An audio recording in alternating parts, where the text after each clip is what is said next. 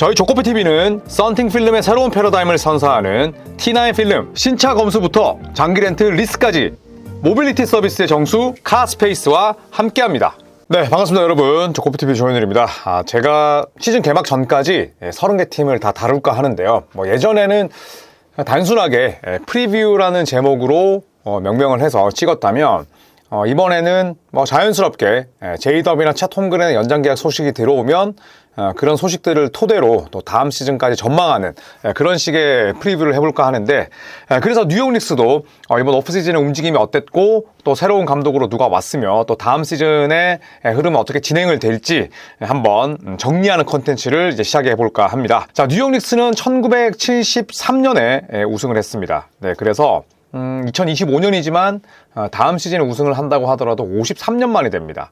그래서 무려 52년, 53년 전에 우승을 차지한 정말 우승에 목마른 팀인데 뉴욕에도 봄은 올 것인지 굉장히 궁금하고요. 이번 오프시즌 때 제법 많은 변화를 가했습니다. 가장 컸던 소식은 역시나 탐 티보도 감독을 경질하고 마이크 브라운 감독을 새롭게 영입한 부분이겠죠. 5시즌 동안 이어진 탐 티보도 감독 체제를 종료했습니다.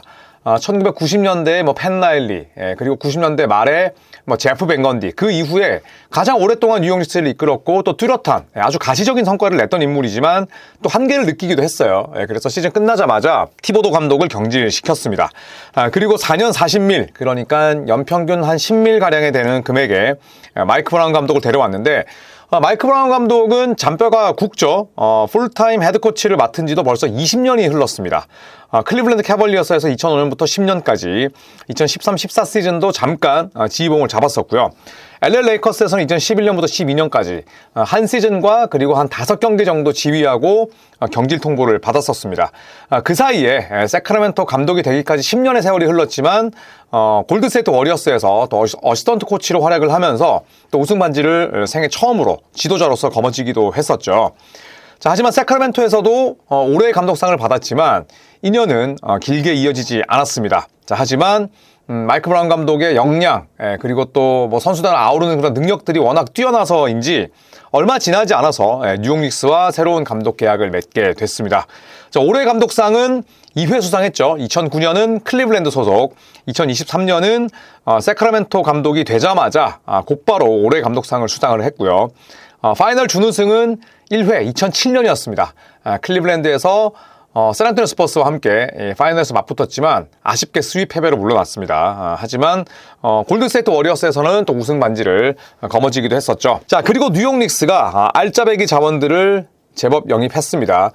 드래프트에서는 51순위 모하메드 디아와를 데려왔는데, 이거는 이제 세컨 라운드, 그러니까 2라운드 픽 익셉션으로 또 계약을 맺게 될 예정이고요. 조던 클락슨, 유타 재즈에서 오랜 기간 활약을 했던 선수인데, 유타 재즈가 바이아웃 했습니다. 이 바이아웃한 조던 클락슨을 뉴욕 닉스가 잘 주워왔죠. 1년 3.6밀에 데려왔습니다. 클락슨이 과거에 비해서 나이도 제법 들었고, 그리고 효율도 많이 떨어졌지만 바이아웃된 조던 클락슨의 몸값이 1년에 3.6mm라면 13.6mm 아니라 3.6mm라면 충분히 데려올 수 있죠. 그리고 게로슨 야부셀레, 필라델피아가 붙잡지 못했습니다. 이 선수를 2년 12밀 FA 시장에서 데려오게 됐죠. 클락슨과 야부셀레는 전부 다 주전보다는 벤치에서 활약을 하게 될 텐데, 주전 못지않은 그런 실력들을 가지고 있기 때문에 이 두 명의 가세는 그동안 주전에 대한 의존도가 높았던 뉴욕에게는 상당히 큰 힘이 될 겁니다. 자, 세컨드 에이프런 도달 직전까지는 3.7mm의 여유가 있습니다. 당연히 세컨드 에이프런을 넘는 운영은 하지 않을 거예요. 그리고 2.29밀로 베테랑 미니멈을 영입할 수 있습니다. 베테랑 미니멈으로 한 명 정도를 잘 데려온다면 뉴욕 닉스도 로스터를 완성할 수가 있죠. 베테랑 미니멈 영입 후보를 살펴보면 러셀 웨스트브룩, 벤 시몬스, GP2도 가능하고요. 아미르 커피, 그리고 크리스 부쉐이, 말콤 브록던, 달라노 벤튼, 그리고 트레이 라이스, 자번테 그린, 랜드리 샤밋, 그리고 세스 커리 등등이 있는데, 이 중에 한 명을 또 잘 물어온다면 뉴욕 닉스의 로스터도 상당히 더 탄탄해집니다. 자, 뉴욕 닉스는 다시 한번 우승의 도전장을 내밉니다. 지난 2년 연속 굉장히 높은 곳으로 올라갔지만 결국 파이널 진출에는 실패했었습니다. 2025년 플레이오프에서는 동부 컨퍼런스 결승에 25년 만에 진출했습니다. 자, 하지만 인디애나 페이서스와 6차전까지 가는 접전 끝에 아쉽게 패하고 말았죠. 물론 뭐 2라운드에서는 보스턴 셀틱스를 꺾기도 했습니다만 결국 그 도전은 아쉽게 실패로 막을 내렸습니다. 자, 정규 시즌과 플레이오프 내내 사실상 7, 8인 로테이션을 썼죠. 그만큼 주전들을 길게 활용하지 않았습니다. 그리고 주전 5명 모두 다 35분 이상을 평균 뛰었고요. 두 자리 득점도 스타팅 멤버가 전부였어요. 왜냐? 벤치에게는 눈길을 주지 않았기 때문에 아예 그 기회가 없었던 거죠. 티보도 감독의 이런 성향으로 인해서 벤치 활약 및 활용 자체가 미미했습니다. 자, 주전 몰빵 농구에서 벗어날 필요가 있었던 뉴욕이었고, 또 뭐 니콜라 요키치도 얘기를 했지만 로테이션이 두꺼운 팀들, 미네소타, 인디애나, OKC 같은 팀들이 장기적으로 봤을 때 성공한다. 또 이런 이야기를 했었고요. 브라운 감독의 선수 육성 능력, 로테이션 관리 능력, 또 수비 전술 뭐 이런 부분에 대해서 굉장히 기대를 걸고 있고, 또 지난 시즌 또 티보도 감독의 시대와는 다른 농구를 하기 위해서는 당연히 전력 보강도 주어져야죠. 그래서 결국 조던 클락슨과 게르송 야부셀레의 영입은 여러 가지 의미가 있습니다. 그리고 여전히 이 전력 보강의 여지가 존재하기 때문에 티보도 감독이 이끌던 시절에 비해서는 또 여러모로 업그레이드를 기대해봐도 좋지 않을까 생각을 합니다. 자, 뉴욕 닉스는 현재 윈나우입니다. 그리고 고액 연봉자들이 많죠. 카렌서니 타운스, 그 다음에 또 오지 아누노비, 이 두 명만으로도 90밀이고요. 그리고 다른 선수들이 뭐 염가에 묶여있긴 합니다만 그래도 여전히 셀러리 캡은 굉장히 높게 지금 터져나가고 있습니다. 퍼스트 에이프런은 8.1mm 초과했고요. 그리고 세컨드 에이프런까지 3.8mm의 여유가 있는데 요즘에는 뭐 세컨드 에이프런을 넘기면서까지 운영하는 팀들이 많지 않습니다. 그래서 뉴욕 닉스가 아무리 달리고 있는 팀이지만 세컨드 에이프런을 초과할 것 같진 않고요. 자, 25-26 시즌 주전 3인의 샐러리로만 140mm 초과하게 되는데 그만큼 다른 선수들의 계약은 또 그나마 저렴하게 묶여있는 편입니다. 제일런 브런슨도 뭐 마찬가지였고요. 자, 미칼 브리지스와 미첼 로빈슨 이 두 명의 연장 계약을 앞두고 있는 상태인데 달리기 위해선 둘 모두 필요하지만 또 과연 둘 중에 한 명만 붙잡을지, 또 미켈 브리지스는 웬만하면 잡으려고 하겠죠. 가장 큰 이유는 1라운드 픽 5장을 소모를 했고, 또 로빈슨 같은 경우에는 카렌서니 타운스의 수비가 워낙 절망적이기 때문에 투빅으로 나섰을 때 이 미첼 로빈슨이 타운스의 약점을 지우는 데는 또 일가견이 있습니다. 그래서 이 두 명의 운명이 어떻게 될지 아무래도 뭐 잔류할 가능성이 높긴 합니다만 또 연장 계약이 또 눈앞에 다가왔습니다. 25-26 시즌의 예상 로스터를 한번 살펴보면 제일런 브런슨이 주전이고요. 그리고 마일스 맥브라이드가 백업, 그리고 미켈 브리지스가 조던 클락슨과 함께 출전 시간을 나눌 예정이고, 조시 하트의 백업으로는 파컴 다디에, 그리고 4번은 오지 아누노비, 이번에 영입한 게르송 야부셀레가 백업, 카렌서니 타운스는 미첼 로빈슨과 함께 호흡을 맞추겠죠. 만약에 브라운 감독이 투빅을 돌리는 데 관심이 있다면 조시 하트를 백업으로 돌리고, 그리고 나서 미첼 로빈슨과 카렌서니 타운스를 나란히 빅으로, 그리고 오지 아누노비가 3번, 미켈이 2번으로 가는 그런 그림도 충분히 그려볼 수 있겠죠. 백업을 살펴보면 마일스 맥브라이드와 조던 클락슨이 조금 더 겹칠 수는 있지만 둘 다 득점이 가능한 그런 백코트 자원이고요. 그리고 야부셀레는 지난 시즌에 뉴욕 닉스의 백업 4번이 좀 부족했었습니다. 프리셔스 아치와 같은 경우에는 뭐 아예 티보도 감독이 포스트 시즌에서는 눈길조차 주지 않았죠. 하지만 야부셀레는 유로 무대, 그 다음에 또 올림픽 같은 국제 무대, 그리고 지난 시즌 필라델피아를 거치면서 장족의 발전을 거듭했습니다. 그렇기 때문에 야부셀레를 백업으로 활용하는 뉴욕 닉스의 로스터라면 충분히 사치를 부릴 수가 있죠. 자, 뉴욕은 윈나우일 수밖에 없습니다.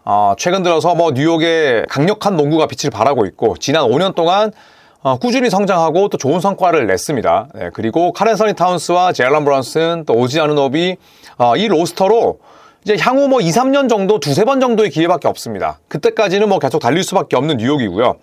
또 동부 컨퍼런스의 상황을 살펴보면 클리블랜드를 제외한 지난 시즌 상위권에 오른 동부 3개 팀이 이런저런 이유로 다음 시즌은 쉬어갈 예정입니다. 시즌을 포기한다는 뜻은 아니지만 결코 직전 시즌보다 좋은 성과를 내기가 어려운 환경이에요. 보스턴 셀틱스, 지난 시즌 2위였죠. 제이슨 테이텀이 시즌 아웃됐습니다. 그리고 뉴욕 닉스가 3위였고 4위가 인디애나 페이서스였는데 인디애나 페이서스는 타이리스 할리버튼이 시즌 아웃됐죠. 그리고 마일스 터너가 팀을 떠났습니다. 자, 5위는 밀워키 벅스, 데미안 릴라드를 웨이브했죠. 뭐 여러 선수들 데려왔고 터너도 데려왔고 뭐 게리 트렌트 주니어, 케빈 포터 주니어 전부 다 연장 계약을 맺긴 했습니다만 냉정하게 놓고 봤을 때 뭐 뉴욕 닉스를 꺾을 가능성은 높지 않습니다. 그렇기 때문에 5위 이내권 내에 5개 팀 가운데 무려 3개 팀이 주요 핵심 멤버를 잃었습니다. 지난 시즌 대비 성적이 큰 폭으로 하락할 것이 자명하기 때문에 뉴욕 닉스 입장에서는 뭐 상당히 좋은 기회죠. 적기라고 볼 수가 있습니다. 자, 지난 시즌 뉴욕의 문제는 상위 3개 팀을 상대로 굉장히 약했다는 부분입니다. 클리블랜드를 만나서는 4전 전패, 보스턴에게 4전 전패, OKC에게 2전 전패. 그래서 이 3개 팀에게만 빵승 10패였는데 결국에는 뭐 테이텀의 부상 이슈가 있긴 했습니다만 보스턴 셀틱스를 세미파이널에서 꺾었고요. 그리고 2000년 이후에 25년 만에 컨퍼런스 결승에 진출할 수 있었습니다. 결국에는 주전 5명 이외에 벤치 자원들의 활약이 동반되고 또 티보도 감독이 잘했던 부분은 그대로 가져가되 또 마이크 브라운 감독만이 가져갈 수 있는 그런 강점들 저는 충분히 긍정적이라고 생각을 하고요. 그동안 티보도 감독이 이끌었던 팀들과 다르게 지난 시즌의 뉴욕 닉스는 공격의 팀이었어요. 오펜시브 레이팅이 전체 5위, 수비 레이팅이 전체 14위였거든요. 그러니까 수비가 뭐 엄청나게 나빴던 건 아니지만 평범했습니다. 그랬기 때문에 마이크 브라운 감독이 왔을 때 전체적인 수비의 스킴 그리고 수비의 컨셉을 좀 더 업그레이드할 수 있다면 다음 시즌의 뉴욕 닉스는 대단히 기대가 되는 바입니다. 자, 여러분께서는 새로운 감독 그리고 조던 클락슨과 괴력성 야부셀레가 온 뉴욕 닉스의 뉴 로스터를 어떻게 생각하시는지 궁금하고요. 자, 이런 식으로 제가 30개 팀을 다 오프시즌 동안 다룰 수 있도록 노력하겠습니다. 즐거운 주말입니다, 여러분. 주말 잘 보내시고 날씨가 너무너무 덥지만 이럴 때일수록 건강 잘 챙기시고 또 저희 조코피TV가 여러분의 행복한 건강에 기여할 수 있도록 또 재밌는 컨텐츠로 보답하겠습니다. 여러분 감사합니다.